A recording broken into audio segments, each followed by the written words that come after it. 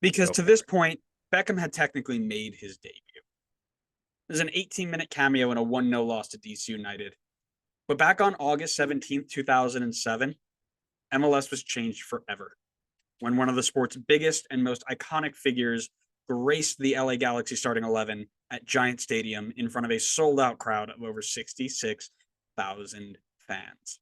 Not to mention the insane amount of eyeballs for an MLS game back home. This was must see television. And with one blow of Kevin Stott's whistle, David Beckham ushered in an era presently known as MLS 2.0. Now, there is just simply not enough time, nor do we have the ability to talk as in depthly as we should about the build up to what David Beckham's arrival meant to MLS, what his status at the time, the impact he had made on world football, anything in between. We can't cover that. We would not do it justice. We would not be able to go deep enough. But luckily, somebody else did. We encourage everybody who hasn't already to give a read to the eternal Grant Wall's book, The Beckham Experiment. The detail he goes into in covering Beckham's impact from the second he steps foot into the country to the second he leaves is second to none. And I can't recommend that book enough. But while we can't cover Beckham's legacy in this episode, what we can do is talk about his first ever start. Let's update where we are in the table at this point in MLS history heading into the match. The newly named New York Red Bulls sat joint fourth overall in the Shield standings with 33 points, while the Galaxy were dismally just 2 points above the bottom of the league with only 14 points through 20 games. That was all set to change as the legendary David Beckham joined up with the Californian side for the last part of the season. The whistle blew, and we were off for one of the greatest games in MLS history. And it did not take long for this party to get started. In the fourth minute of play, on a field still covered by faded NFL yard markings, the best designated player on the field that day put his team in the lead. That's right, Juan Pablo Angel, of course. A free kick from just outside the box was hit low and hard under the wall, catching the LA goalkeeper Joe Cannon off guard. He got a hand to it, but could not keep it out, and the ball crossed the line to give Red Bull the 1-0 lead. And listen, I'm no mega historian or anything, but people say Messi actually learned his free kick technique from Juan Pablo Angel. I wouldn't be shocked, but like I haven't. I mean, who doubts it, right? Not me. This lead lasted about a minute and a half because David Beckham did David Beckham things. In the sixth minute, he stood over a corner kick and whipped it into the near post, where Carlos Pavone, that's right, the Pavone before the Pavone, rose highest to get his head on the ball and nodded into the far corner past a flailing Ronald Waterous. The energy level rose in the stadium with 2 goals after 6 minutes, and you thought it simply could not get any better. As the announcer said on the day, it's like the Yankees playing the Dodgers, 2 clubs with high-profile players going blow for blow. And as he's saying that, David Beckham and the LA Galaxy landed yet another blow. Standing over a free kick about 35 yards from Red Bull's goal, he swung in his patented long ball service made famous from all his time in Manchester United, which once again found the head of Carlos Pavone. He snuck it past Waterous, sending the decibel levels even higher. In fairness, Waterous probably should have done better, but no one in the majority pro Beckham crowd on the day cared in the slightest. A break from the action for some narrative here. Looking at the gamble that it took to convince David Beckham, one of the greatest players of his generation, to come to America and help this, in all seriousness, flailing and struggling league to get to another level, this game reminds me of the feeling of the first game of the first season ever. If you remember back to that moment in history when we covered that story, so much had gone into the preparation for that moment, and the worst possible thing would have been a boring 0-0 game. This was the same feeling that came out of this game. You bring David Beckham over with all the promises and hope in the world for it to be a slow start, 0-0, ugly play that Beckham barely even featured in one of the biggest cities in your current market at the time. It would have been catastrophic for what this would have been. 8 minutes into the match, it was proof that this gamble had paid off and was going to be monumental for what was to come. Back to the action. As the half went on, the game started to open up. In the 21st minute, LA continued their onslaught with Beckham's free kick from a similar spot.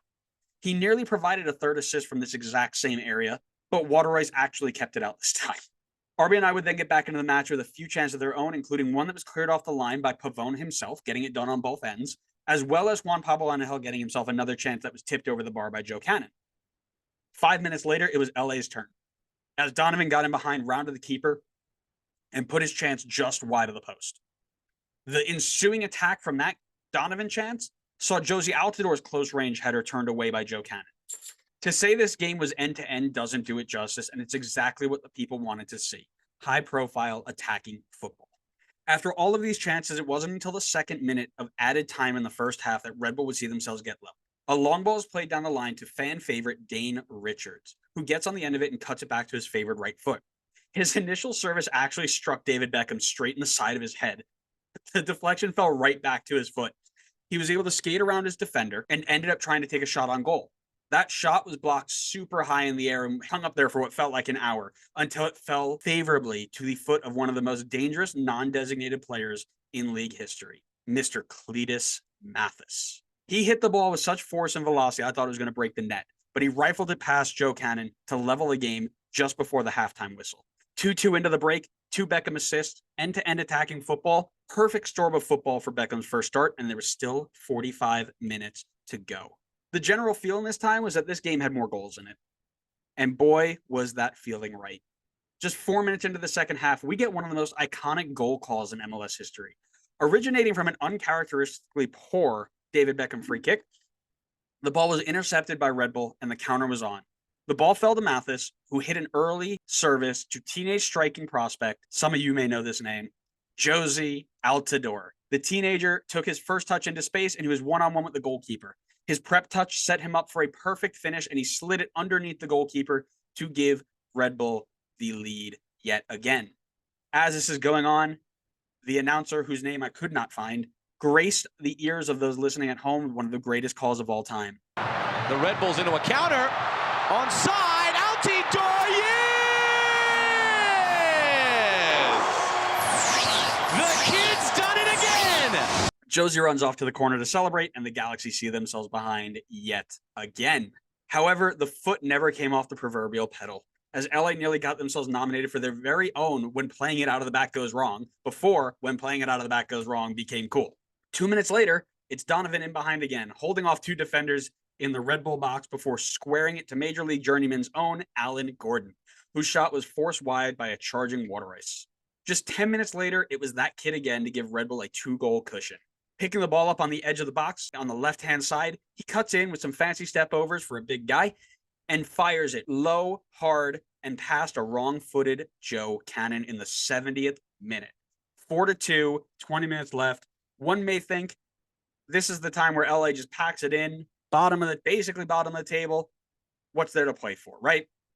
But in case anybody thought that's the way it was actually going to go, stick around, because in the time it took for Fox Soccer Channel to show the replays of Josie Altidore scoring that goal, Landon Donovan picked up the ball in the half space, drove down the channel, cut inside, and fired it past Water Ice, who, again, probably should have done better on this finish, from 3-2 to 4-3 in 45 seconds. Long live MLS.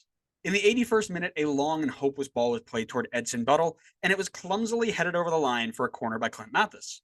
The corner, swung in by Beckham once again, finds the head of a Galaxy player, this time Kyle Veris. His header rings off the crossbar and falls nicely to the foot of Edson Buttle, who effortlessly taps it over the line to make it 4-4. This scoreline, as you can expect, set up a game-winning goal for a big-name player under the designated player tag, formerly of Premier League glory, to wrap up this 9-goal thriller. And as everybody expected, that player was Juan Pablo Angel. In the 88th minute, after a long clearance from the Galaxy, Dane Richards wins the ball back about 45 yards from LA's goal, and his first instinct is get the ball to Clint Mathis.